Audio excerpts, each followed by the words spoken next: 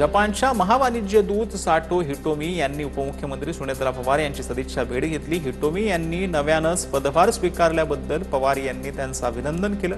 दोन्ही देशातील संबंध बळकट करण्याच्या दृष्टीने चर्चा झाली। नेताजी सुभाषचंद्र बोस यांनी ज्या धर्मांध विचारांच्या निकारानं विरोध केला तोच विचार त्यांच्या जन्मभूमीत शिरला। काँग्रेसचे प्रवक्ते सचिन सावंत यांची ट्विट करत पश्चिम बंगालमधील भाजपच्या विजयावर प्रतिक्रिया। डोंबिवलीच्या छाया वाघमारे वयाच्या 53व्या वर्षी 12वीच्या परीक्षेमध्ये प्रथम श्रेणीत उत्तीर्ण झालेले आहेत। 60% मिळवत त्यांनी घवघवीत यश मिळवलंय। घरच्या परिस्थितीमुळे आणि कमी वयात लग्न झाल्यामुळे छाया यांना शिक्षण अर्धवट सोडावं लागलं। राजा शिवाजी चित्रपट करमुक्त करा। ठाकरेंच्या शिवसेनेचे नेते अंबादास दानवेंचं मुख्यमंत्री फडणवीसांना पत्र पाहिल्यामध्ये रितेश देशमुखांच्या राजा शिवाजी चित्रपटाला मोठा प्रतिसाद मिळाला।